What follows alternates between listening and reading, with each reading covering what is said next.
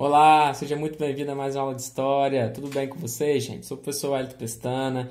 Bom, hoje eu quero começar esse vídeo de uma forma diferente. Quero começar pedindo para você ficar em casa, para você obedecer à quarentena, para você higienizar suas mãos, seu rosto. Chegou da rua, toma banho. Vamos fazer a nossa parte, vamos tentar vencer essa pandemia desse coronavírus aí que está no mundo inteiro, infelizmente. Mas façamos a nossa parte. Gente, o tema do nosso vídeo de hoje é a expansão marítima europeia dos séculos XV, XVI, XVII, né? Principalmente ali dos séculos XV e XVI. Bom, seguinte, falar de expansão marítima é inevitavelmente falar de Portugal, falar de Espanha, falar da Inglaterra, da França, mas principalmente de Portugal e de Espanha, né? Os fatores históricos que levaram à expansão marítima são vários, né, o contexto histórico. Antes de nós falarmos do pioneirismo português, vamos falar um pouquinho dos fatores históricos que levaram à expansão marítima.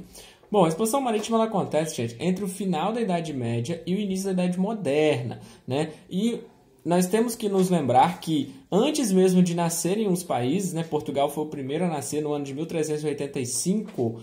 Antes mesmo de nascerem, a Europa vivia uma crise do feudalismo da Idade Média, né? Os países tinham acabado de passar pela peste negra, estavam a Inglaterra e a França passando pela Guerra de 100 anos. Então, assim, havia na Europa um contexto de crise, né? E os europeus, há uma teoria na história em que fazer a expansão marítima é uma forma de você vencer essa crise que eles passavam, né? Os europeus sempre tiveram essa visão de se sentirem superiores, então se eles fizessem a expansão marítima era mostrar para eles mesmos que eles eram capazes. Então você pode colocar isso como um fator.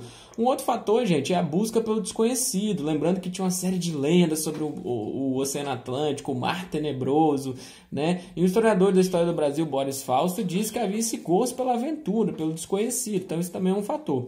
Um outro fator que talvez seja o mais forte, mais conhecido por vocês, é a busca por uma rota alternativa para chegar às Índias e encontrar especiarias, ouro, prata, diamante, mas principalmente especiarias. Nessa época era muito concorrida as especiarias, né? E havia essa vontade de encontrar uma rota alternativa. Alternativa por quê? Alternativa porque a rota do Mediterrâneo, que era mais fácil, ela já era monopolizada pelos italianos, tá? Um outro fator que levou à expansão marítima é a busca por terras, a busca por riquezas, por comércio, seja por parte do rei, da nobreza, da burguesia, né, gente? A expansão da fé católica é um outro fator que a gente pode colocar aí como uma causa, né, que levou à expansão marítima, né? Aí vamos falar um pouquinho agora sobre o pioneirismo português. Por que Portugal foi o pioneiro? Por que Portugal foi o primeiro?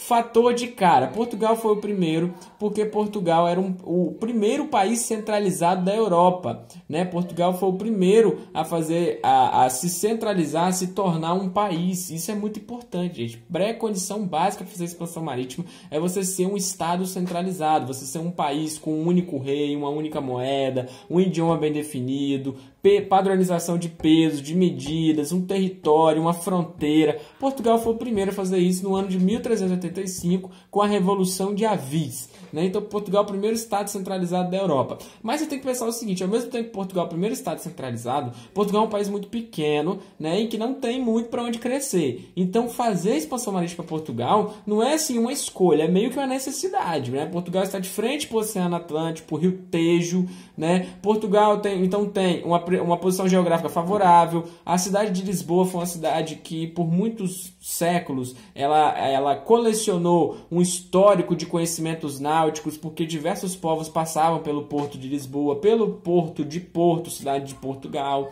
né? Então esses são fatores que levam ao pioneirismo português. A burguesia de Portugal estava enriquecida, tá? Então o conjugar desses fatores, gente, um estado centralizado, primeiro país da Europa, né? Um rei no poder, padronização de pesos e de medidas, posição geográfica favorável, burguesia enriquecida, conhecimentos náuticos. O conjugar desses fatores fizeram que Portugal conseguisse fazer a expansão marítima antes dos outros países, né? E aí Portugal começa no ano de 1415, quando ele conquista a cidade de Ceuta.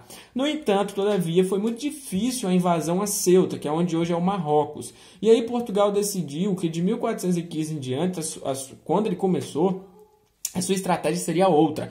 Ao invés de invadir a África inteira, Portugal iria fazer o Périplo Africano. É o nome chamado a esse contorno inteiro que Portugal fez na costa da África.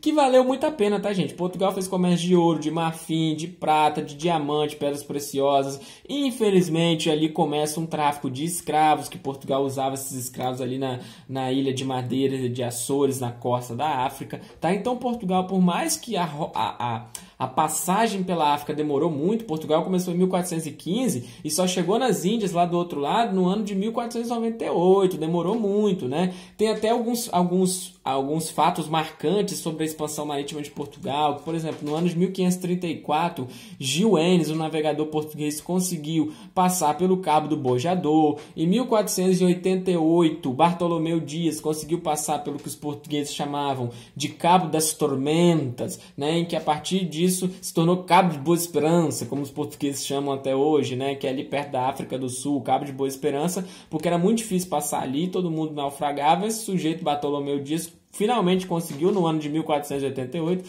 e aí os portugueses chamam isso carinhosamente de Cabo de Boa Esperança, né? E aí, 10 anos depois, olha só como é que demorou. No ano de 1498, Vasco da Gama, ou Vice da Gama, chegou em Calicut, nas Índias, né, orientais, e aí teve um lucro exorbitante, tá? Um lucro enorme. Só que no meio disso tudo, de Portugal, um outro país também estava fazendo expansão marítima, é a Espanha. A Espanha começou depois, né?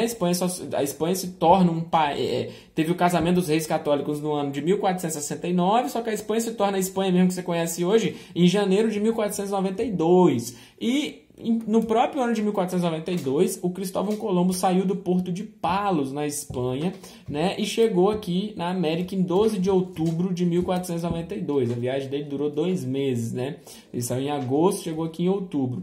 E aí a Espanha chegou ao seu objetivo antes de Portugal, né? Portugal estava contornando a África inteira ainda, né? Lembrando que o Cristóvão Colombo queria fazer a chamada circunavegação, que é ir para um lado e sair no outro. Ele só não contava que no meio do caminho tinha um continente novo, que era a América, né? E aí Portugal e Espanha ficaram em pé de guerra, porque havia um tratado chamado Tratado de Toledo, em que essa parte da América, onde a Espanha chegou, seria de Portugal. Professor, mas eles nem sabiam da América. Pois é, eles eram tão ambiciosos que tinham tratados em partes do mundo que eles nem sabiam ainda que existia, né? E aí eles ficaram em pé de guerra porque essa parte do mundo, pelo Tratado de Toledo, seria de Portugal. No entanto, todavia, eles acabaram fazendo outros tratados, em que o mais famoso é aquele que se estudou na escola, chamado Tratado de Tordesilhas, no ano de 1494, em que ficou decidido o seguinte: as terras ao norte do mundo eram espanholas, ao sul do mundo, a África, por exemplo, era de Portugal, e ali, gente, na África tem uma ilha chamada Ilha de Cabo Verde, em que se contava 370 léguas dela a oeste, e também era de Portugal. Por isso, quando você estuda a história do Brasil, o Brasil tem aquela linha dividindo ali, né? Porque, em tese, menos da metade do Brasil que era de Portugal, o resto era da Espanha. Aí você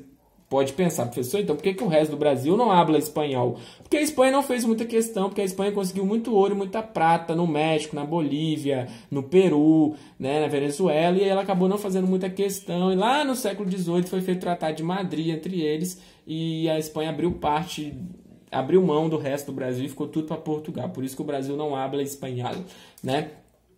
Gente, é isso. Esses foram os principais fatos da expansão marítima. Então eu expliquei para você os fatores históricos, o pioneirismo português, a circunavegação da África, o chamado Périplo Africano, os tratados entre Portugal e Espanha. E aí Portugal foi o país mais poderoso do mundo no século XV, a Espanha do século XVI, uma parte do XVII. E aí no final do 17 a Inglaterra desaponta e aí foi a nação mais poderosa do mundo até o fim da Segunda Guerra Mundial. Gente, eu vou ficando por aqui, tá? Espero que vocês tenham gostado. Curta, compartilhe, comente esse vídeo aqui.